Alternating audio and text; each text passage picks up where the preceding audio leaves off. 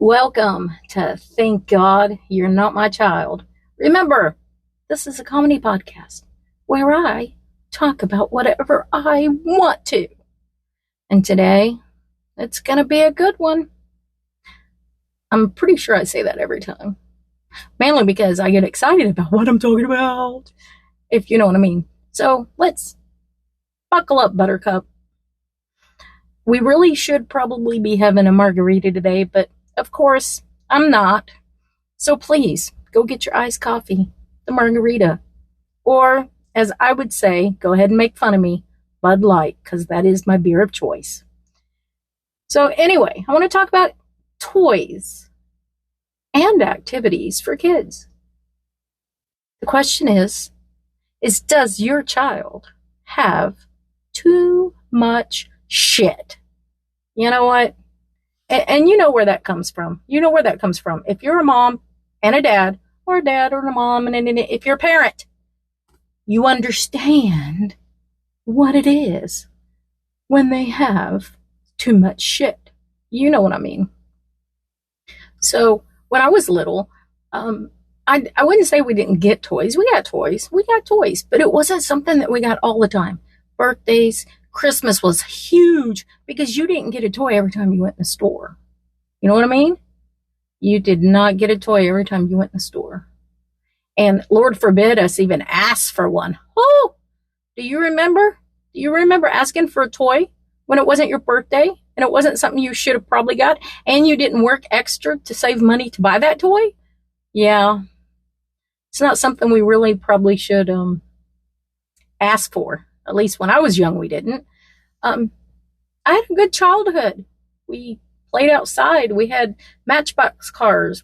At 17, whenever I was in high school, I still had sticks that I'd build houses out of here and there around. But you know, when I was little, if we didn't clean that room, do you know what my mom would do? Do you know what she'd do? Hold on a second. She would come into my bedroom. And I normally shared a bedroom with someone because there was 4 of us growing up in the house. And nicely, we're talking the calmest she ever is. She'd walk in. She'd have a broom and she'd go, "Here, let me help you clean your room." And she would sweep everything on the floor. And we're talking calm, very calm. Everything, if there was stuff on the bed, and then if she had to use her hand to help pile it up, she would. But she was calm. And she would put all of my stuff, all of our stuff, whoever was sharing a room, if we were not making our room clean enough, in the middle of the room. Did your mama ever do that? Okay. And you know, that was when you knew you were either going to pick that shit up and put it exactly where it was, or that black trash bag, you know, the ones that fit in the attic so well, you know those. It was coming out. And you know, when they put those toys in the attic, there's few things that could happen. One, you could get it back in 6 months and everything seems brand new. That's one. 2, you will never see that black bag again. And 3, you move out 30 years later in this big bag of trashy toys because you didn't pick your rooms up. And 30 years later, somebody buys a house and says, "Oh my gosh." And then you realize they were not trashy toys. They were collector items and your parents put them in the attic. And then they're in the attic and you could now be selling them and probably made $1 million+. But you didn't keep your fucking room clean. And your mom put them all in the trash bag. And she put them in the attic and she forgot about them. Now the new people that bought your house 30 years from now are profiting because you didn't clean your room. Did you go down that snake hole with me? Yeah, my mind's a little gone today. This computer thing is just kicked in my butt. It would almost be easier if I just could walk in and just yak and talk and somebody would just do my sound and all of my shit for me and just let me walk in and just stream my bullshit, whatever I want, you know? But Lord have mercy.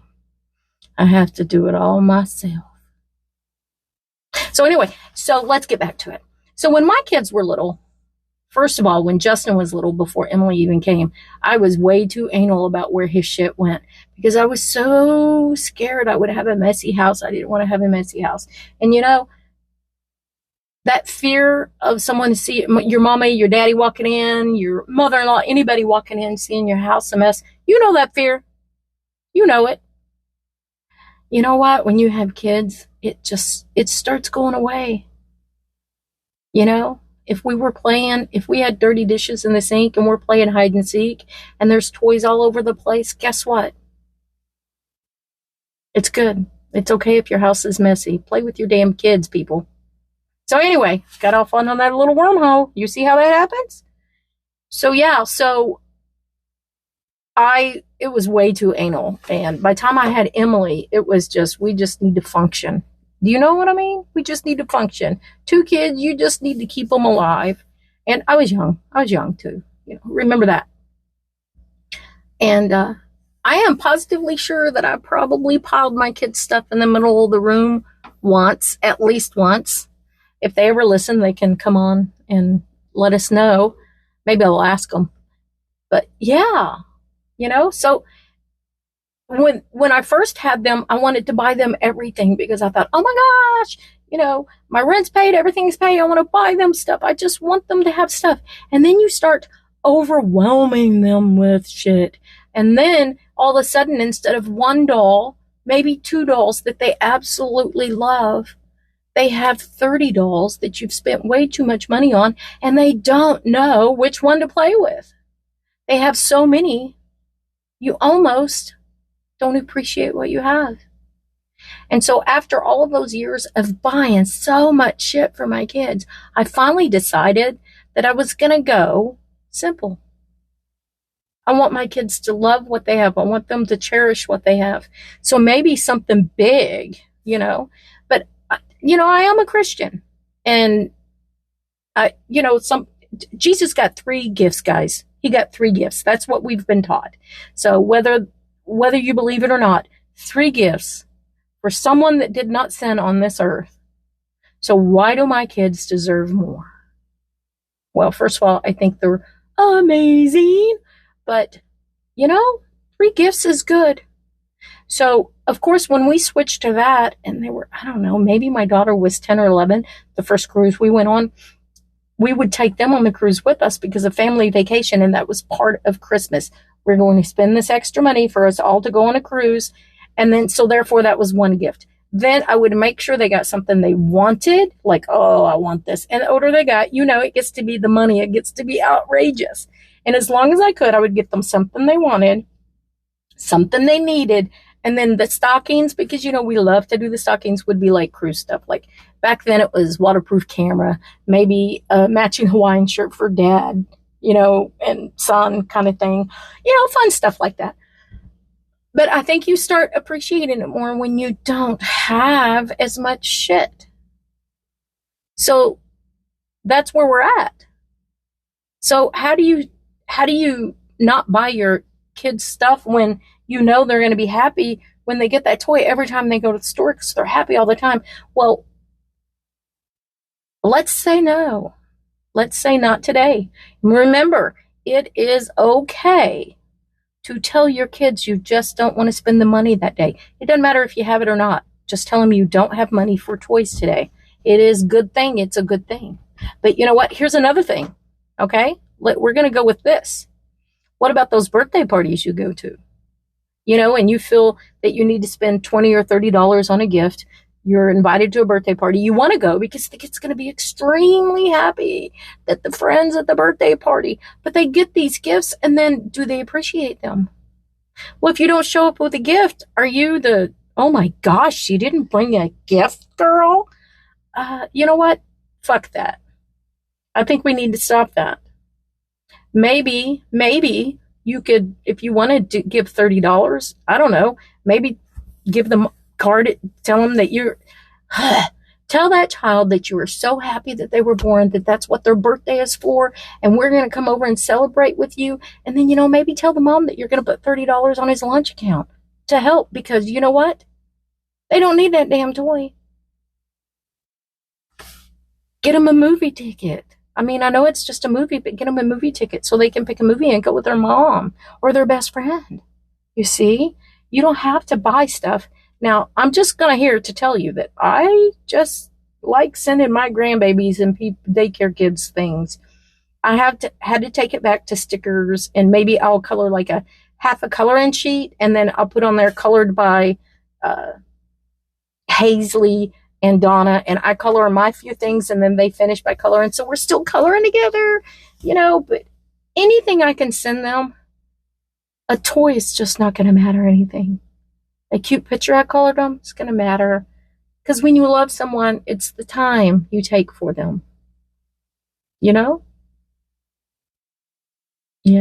I know. I could go on all day long about this subject, but the most important thing about this subject is don't buy your kids something just to keep up with the neighbor kids. That's one thing. Second thing you can take from this shit, your kids would rather have your time than a toy.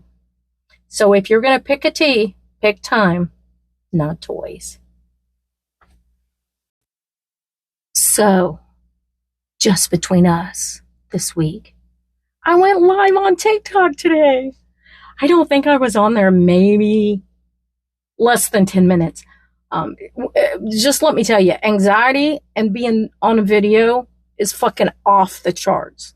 So I was on it for a little while, but the reason I went on was really I wanted to get more thoughts and ideals on this subject.